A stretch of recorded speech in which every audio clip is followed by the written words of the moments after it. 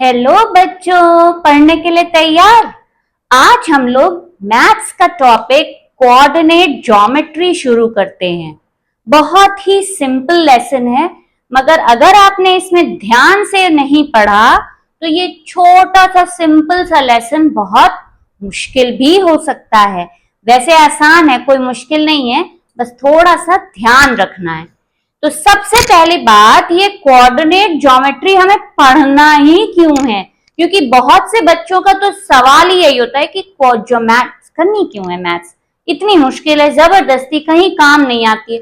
काम आती है। आज जब भी आप किसी भी ऐप के थ्रू कुछ भी ऑर्डर करते हैं तो आप उनको अपनी लोकेशन भेजते हैं ना। तो ये लोकेशन जाती कैसे है? आप उसमें एक्चुअली अपने कोऑर्डिनेट्स भेज रहे होते हैं। तो जैसे ही उस वेंडर के पास वो कोऑर्डिनेट जाता है, वो अपने गूगल मैप पे उस कोऑर्डिनेट को लोकेट करता है और आपको डिलीवर हो जाता है सामान। आप चाहे जोमेटो से डिलीवरी मंगवाइए, चाहे आप कोई टैक्सी बुक कीजिए, या फिर आप ऑनलाइन शॉपिंग कीजिए। तो ये तो हो गई हमारी रियल लाइफ सिचुएशन। गेम्स तो आप सब खेलते हैं ना, माइनक्राफ्ट, रोब्लॉक्स खेलते हैं ना, उसमें आपको अपनी लोकेशन भेजनी होती है। आप आगे चलते हैं, पॉजिटिव नंबर्स में आता है, पीछे जाते हैं, ऊपर जाते हैं, नीचे जाते हैं, हर जगह ये कोऑर्डिनेट ज्योमेट्री यूज हो रही है। तो है ना काम की चीज। और थोड़ी सी बस आपको ध्यान रखना है कुछ चीजों का, और मिनटों का काम है कोऑर्डिनेट ज्योमेट्री। तो सबसे पहली चीज ये है हमारा एक, इसको ग्राफ पेपर आप समझिए। तो इसमें दो एक्सेस होती हैं। एक ये जो हॉरिजॉन्टल है, इसको बोलते हैं एक्स एक्सिस, और एक ये जो वर्टिकल है, इसको बोलते हैं वाई एक्सिस। ये जो पॉइंट है सेंटर का, जहां पर ये एक्स और वाई एक्सिस मिलती हैं, इसको ओ से डोनेट करते हैं और इसका नाम होता है ओरिजिन। इस जगह एक्स और वाई 0 0 कोऑर्डिनेट्स पर होते हैं। तो आप ये कह सकते हैं कि जिस जगह से आप स्टार्ट कर रहे हैं वो आपका ओरिजिन है। ठीक है, इतना समझ में आया। अब ये ओरिजिन से अगर हम इस तरफ चलते हैं तो ये होता है पॉजिटिव डायरेक्शन, और ओरिजिन से इधर लेफ्ट हैंड साइड चलते हैं तो ये होता है नेगेटिव डायरेक्शन। तो यहां पे जो कोऑर्डिनेट्स होंगे ये कैसे होंगे? ये हो गया +1, +2, +3, +4, +5। ऐसे ही इधर एक्सिस पर क्या हो जाएगा? -1, -2, -3, -4 एंड सो ऑन। अब क्योंकि नंबर्स तो खत्म नहीं हो रहे, इसलिए देखिए मैंने एरो लगा रखा है दोनों तरफ। एरो का क्या मतलब है? ये लाइन यहां खत्म नहीं हो रही, ये लाइन कंटिन्यू हो रही है। ऐसे ही वाई एक्सिस, अच्छा ये एक्स पॉजिटिव हो गया, एक्स डैश होता है नेगेटिव। ठीक है, अब हम वाई एक्सिस पर चलते हैं। ओरिजिन से ऊपर जाएंगे हम तो ये है पॉजिटिव डायरेक्शन, और ओरिजिन से नीचे जाएंगे तो ये नेगेटिव डायरेक्शन है। जैसे x और x डैश, वैसे ही y और y डैश।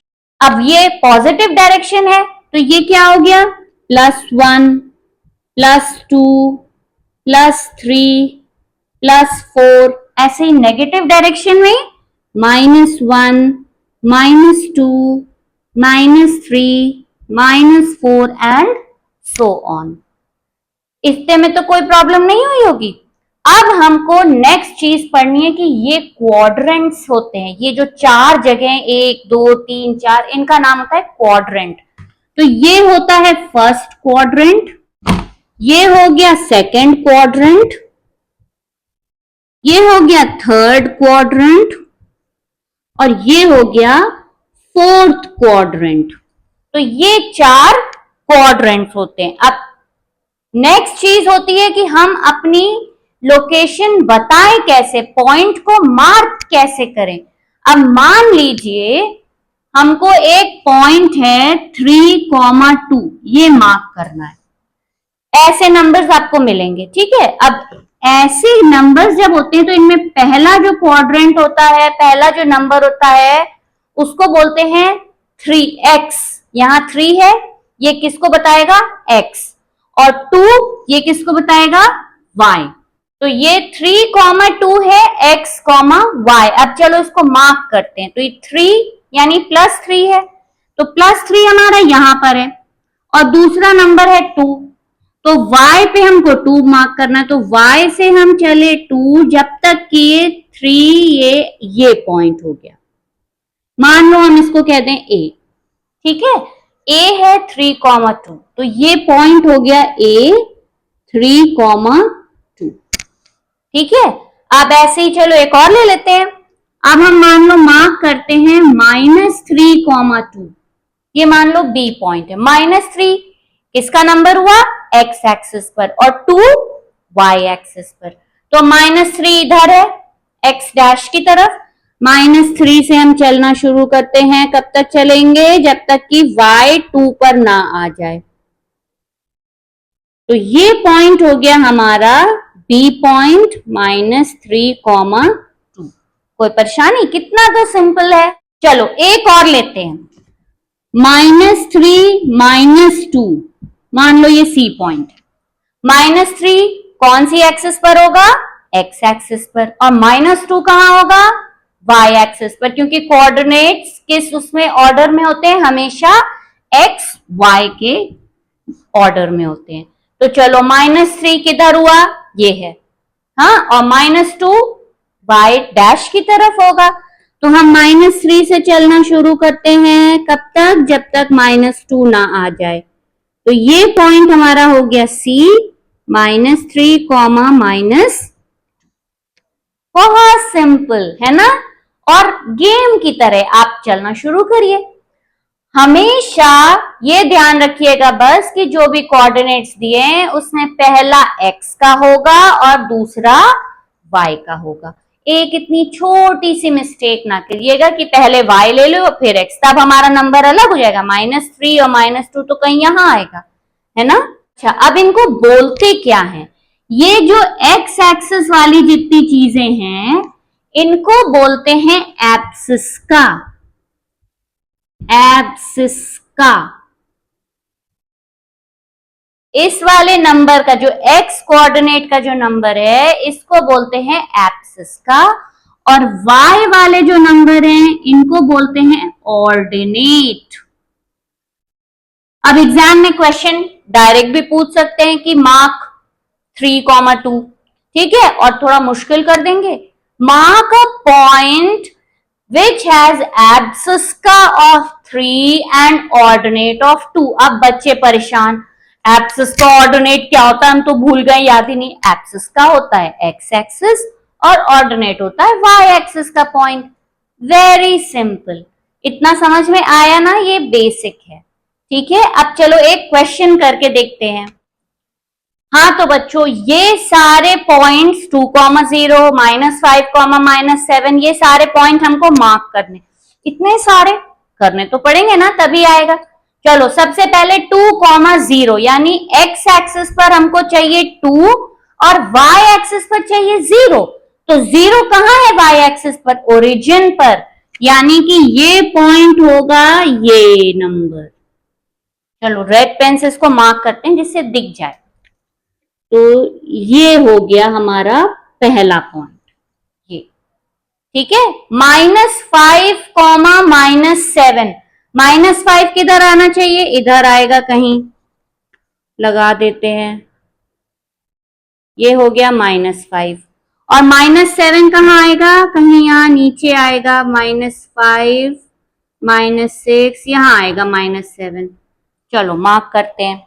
तो -5 से चले और नीचे तक हमको आना है, कहां तक, जब तक कि -7 ना मिल जाए। तो ये हो गया हमारा -5, -7। नेक्स्ट है 0, -5। 0 चाहिए x एक्सिस पर, वो कहां होगा, ओरिजिन, और -5 कहां है, y एक्सिस पर। तो नीचे आएंगे हम 0 और -5, तो ये पॉइंट हो गया, ठीक है ना आसान, कुछ मुश्किल नहीं है। 6,3, 6 कहाँ आएगा? इधर। तो यहां पे बना लेते हैं हम +6। 6,3 यानी कि x एक्सिस पर 6 है और हमको चलना है y की 3 की तरफ, और +3 है ऊपर, तो ये हो गया हमारा 6,3। ओ 0 और हाफ, ये कैसे मार्क करेंगे?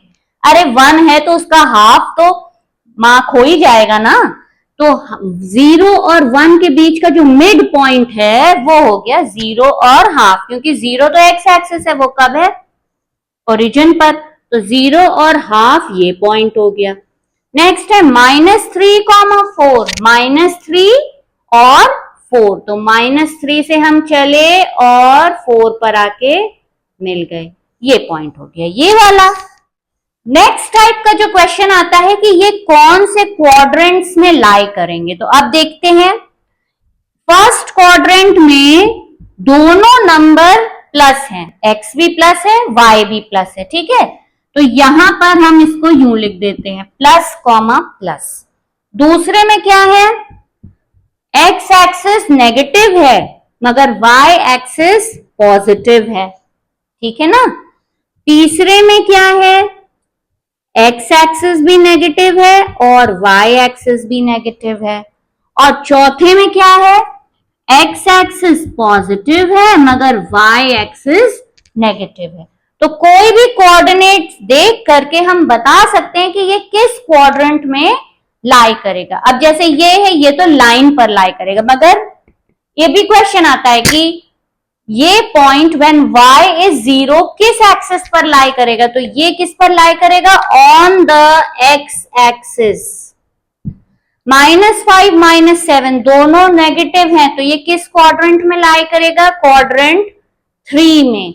इस तरीके का भी क्वेश्चन आता है, बहुत सिंपल है। आप थोड़ी सी प्रैक्टिस करेंगे तो ये आराम से आप कर पाएंगे। हाँ तो बच्चों, नेक्स्ट क्वेश्चन कह रहा है कि ये पॉइंट -2,5 कौन से क्वाड्रेंट में होगा, तो बहुत ही सिंपल है। पहला नंबर नेगेटिव है x का, y का पॉजिटिव है, तो किस क्वाड्रेंट में लाई हो रहा है? क्वाड्रेंट 2 में। नेक्स्ट क्वेश्चन कह रहा है कि अगर दोनों कोऑर्डिनेट्स नेगेटिव हैं तो ये किस क्वाड्रेंट में लाई करेगा? दोनों नेगेटिव है यानी क्वाड्रेंट 3 में लाई करेगा। तो ऐसे क्वेश्चंस आते हैं, बहुत ही सिंपल। चलो बच्चों, नेक्स्ट क्वेश्चन है कि एक पॉइंट है P जिसके कोऑर्डिनेट्स हैं -2,3 और Q है जिसके पॉइंट है -3,5। अब हमसे क्या कहा गया है? फाइंड एब्सिस का ऑफ P। ओहो, बड़ा मुश्किल हो गया।